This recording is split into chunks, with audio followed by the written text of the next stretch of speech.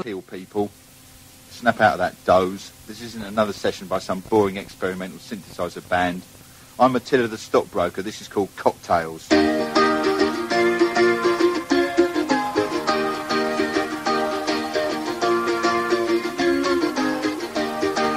Friday night in Baker Street. Look at the state of that. Think you're in a fashion show with your peacock hat. Going to a West End club, £5 on the door. Just another trendy cocktail, disco mega bore. You sip cocktails while you sit there and pose. You sip cocktails till they come out your nose. You sip cocktails, you get on my wick. You sip cocktails, you make me sick.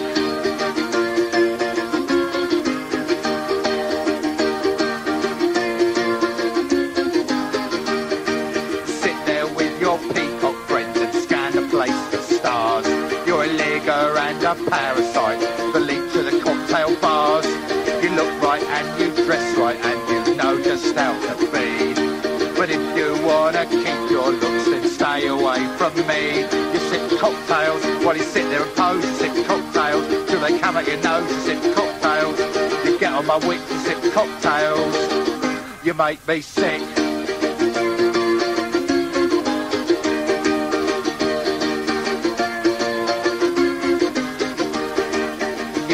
In the music press about the hip places to go.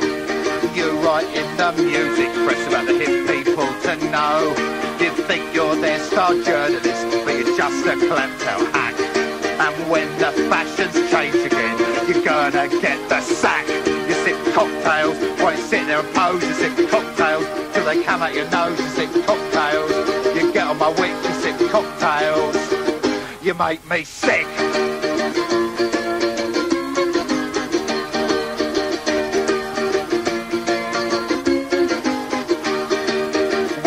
Drunk all you can drink, it's off back home to bed.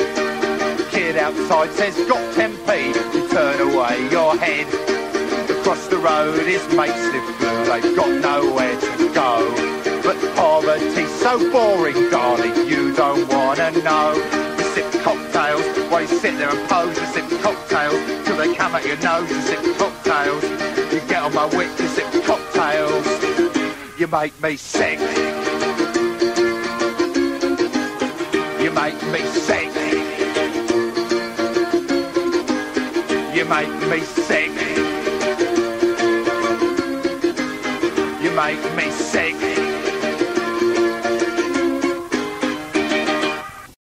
It's called Nigel Wants To Go to C&A's. Nigel wants to go to C&A's, but it's been taken over by the Viet Cong, and Nigel doesn't like the Viet Cong. Nigel wants to go to C&A's, but a group of Hell's Angels are playing Scrabble with the Viet Cong, and Nigel doesn't like Hell's Angels. Nigel wants to go to C&A's, but the toilets are full of Crass fans, and Nigel doesn't like Crass fans.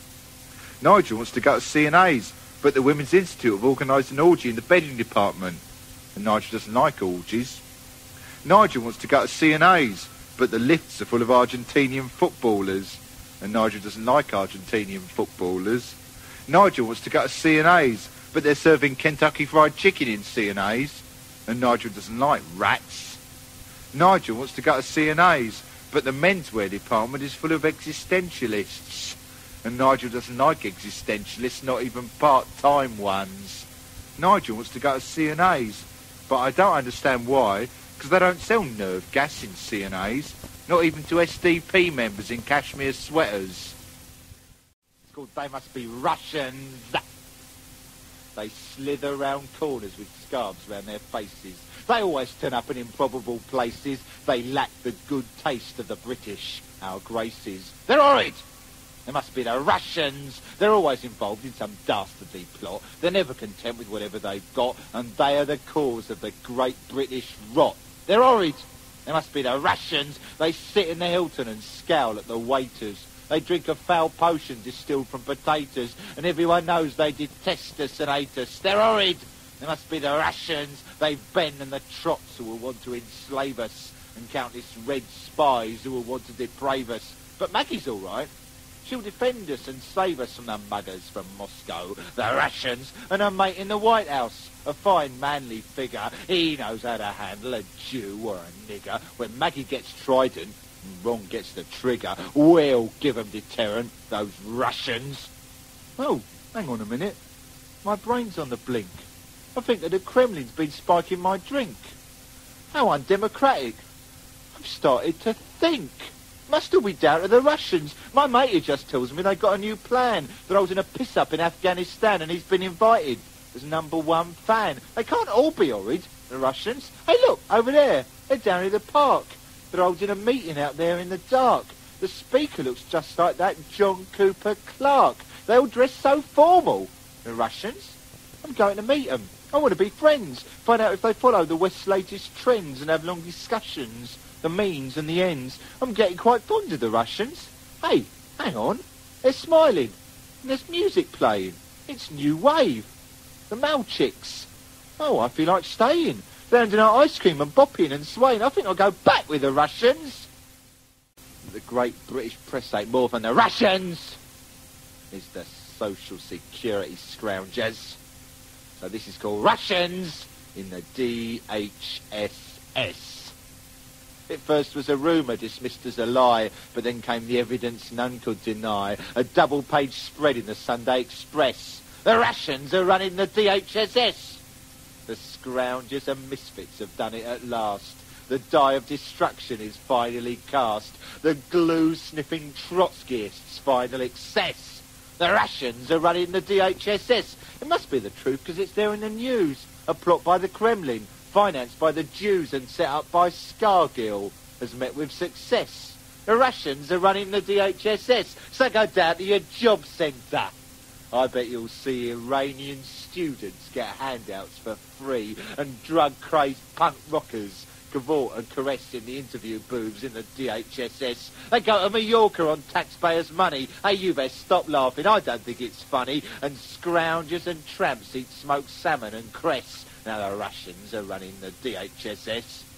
We'll catch that rat Scargill with our red rat catcher. We'll send him to dinner with Margaret Thatcher. And we'll make him stay there until he'll confess that he put the reds in the DHSS. Then we'll hang 'em and flog 'em and hang 'em again. And hang 'em and flog 'em and more of the same. We'll gas all the dog shoes and clear up the mess. Get rid of the reds and the DHSS. And not finished yet. They've taken over the greatest bastions of American civilization. The next one's called Russians in McDonalds. Startled shoppers stand and stare in the burger joint in Leicester Square. A cold Siberian close encounter. Muscovites behind the counter. And Georgian ladies with massive hips serve Brezhnev burger and double chips.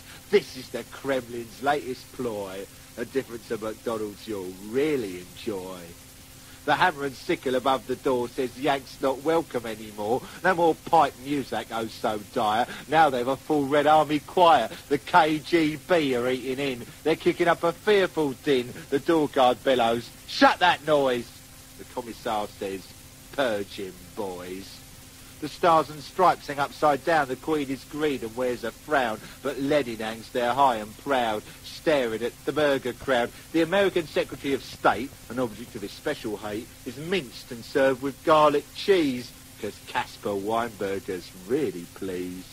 The Pentagon's in disarray. The news has filtered through today, and Alex Haig looks really vexed. The Reds will have the Wimpies next, and here's more news that's really hot. J.R. Ewing is a trot. Neil Diamond's played Angola. Marx invented Coca-Cola.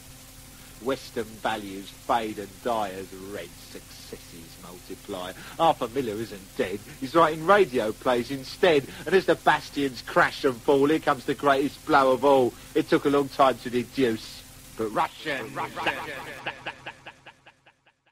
This one's about dead commuters, or to be more precise, about the very small difference between dead commuters and live ones. It's called Death in Bromley.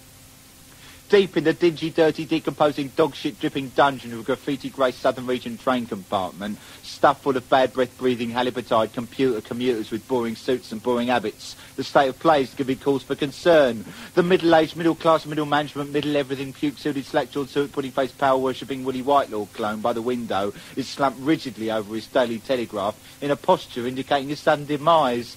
This alarms the prim, po-faced, clean table with every night sex in the dark once-a-week Daily Mail female secretary by his side, who asks him politely if he recently died. Receiving no reply, she turns to the lard-ass pork-brain Times-reading Tory voting pinstripe wimp sitting opposite and demands an opinion. In company with the 3 Paul Eddington clones also occupying the compartment, he lowers his eyes and stares fixedly at his newspaper in the time-honoured fashion of the don't pinch my seat, don't invade my world, I'm all right, Jack, leave me alone, English suburban commuter husbands club. She turns to me and confidently I tell her that most commuters are dead, it's their natural state. And anyway, dead executives couldn't possibly be any less interesting than live ones, although conceivably they might smell a bit more, and that's why they always get aftershave for Christmas. And anyway, I'm never going to Bromley again unless I become an undertaker or join the SDP, which is roughly the same thing. A Bang and a Wimpy. Swing door swings open in the fast food fun palace. 2 pairs of eyes meet mine.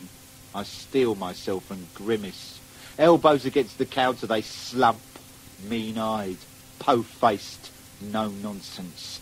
Prepubescent pugilists, terror-tots, South London's finest, knee-high nihilists planning nursery crimes. The Wimpy Bar Mafia, 9 years old, Mako, murderous, primary school but primed to kill or maim or terrorise, size you up and slice you through with Peter Sutcliffe eyes.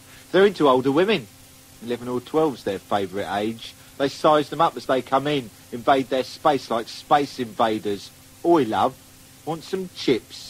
Then invite them home for glue and a private rendition of the new Exploited single or some other manic mayhem to make their extremities tingle. Soon they'll be old enough to bunk into a disco, but till then they'll stick to the hamburger hustle. A bang and a wimpy and a bang. The grim and grimy gangsters from the Mustard and Crass gang. Video vandals, violent virgin vigilantes virgin on the vindictive. Now I've been searching for the young soul rebels, been searching everywhere, couldn't find them anywhere, but here they are in the Wimpy Bar, right by Victoria Station. I stand and watch them operate in muted fascination till, here, got 10p, mate, snaps me back to hard reality, and the half-concealed glinting switchblade smiles with awful clarity. I give them 21 pence and they give me a hard smile. Now they've the price of another tube, they're happy for a while. And in the Wimpy Wonderland, the crisis kids run free. A bang, a wimpy and a sniff and home in time for tea.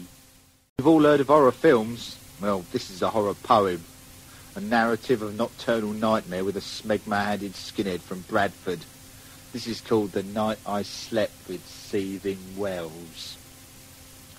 A far-off town and a late-night bash and a double bed was our place to crash. So listen here, because this story tells of the night I slept with Seething Wells. I didn't mind, or so I said, but I wish I had the floor instead, because you never imagine the 1,000 hells of a night in bed with Seething Wells. When he got undressed, I had to retreat from his shaven head and his mouldy feet, the feet that launched 1,000 smells in that fragrant night with Seething Wells. So I kept right close to the edge of the bed, and I pulled the blankets over my head, but eerie snores and stifled yells soon woke me, thanks to Seething Wells, and turning, I came face to face with a massive boil in a private place, and a couple of hairy bagatelles made me run like hell from Seething Wells, and I vowed right then that if need be I'd spend the night in a cemetery, or sleep with dogs, or dead gazelles, but never again with Seething Wells.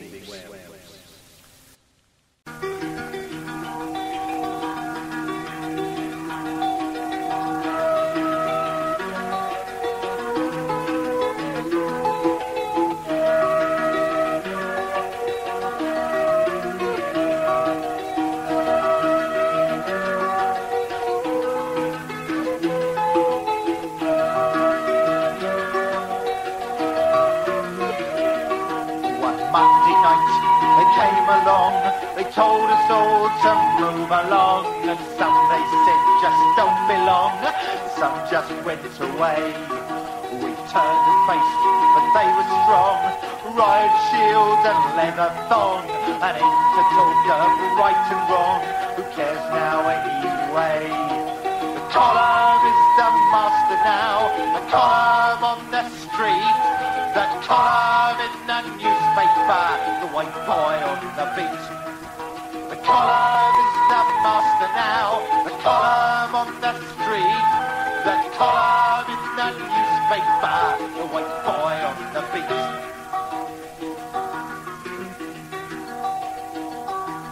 The anger came, the fury rose, and even Paul got a bloody nose with fervour and a single rose. We met them in the square. They all were fresh from Belfast town or Joburg, where they gunned them down. They laughed at us and stood their ground and didn't turn a hair. The column is the master now, the column on the street, the column in the newspaper, the boot boy on the beat. The column is the master now, the column on the street, the column in the newspaper, the boot boy on the beat.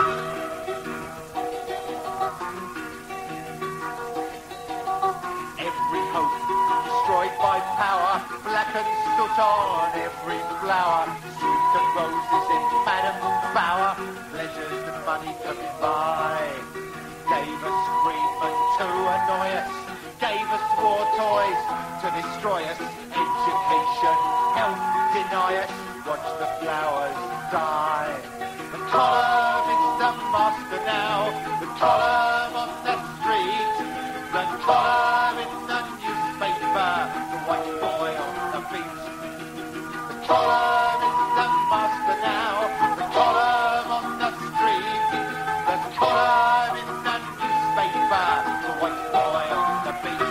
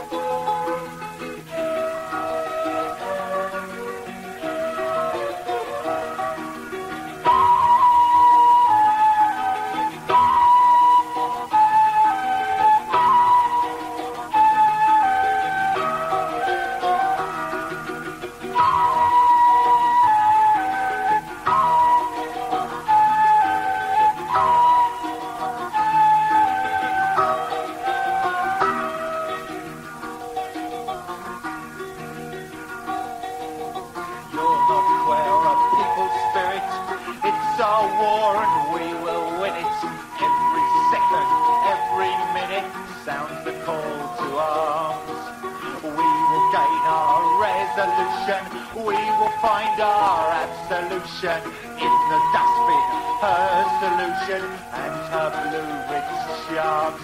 Your column will look silly then, your column on the street, your column in the Telegraph, the white boy on the beat. Your column will look ragged then, your column on the street, your column in the tabloid press, the boot boy on the beat.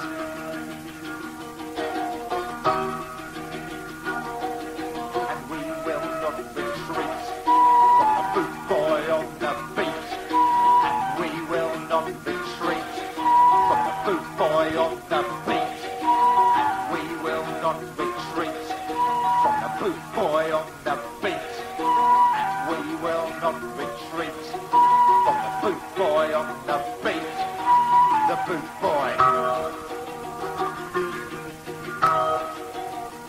Fifth column, fifth column, fifth column, fifth column.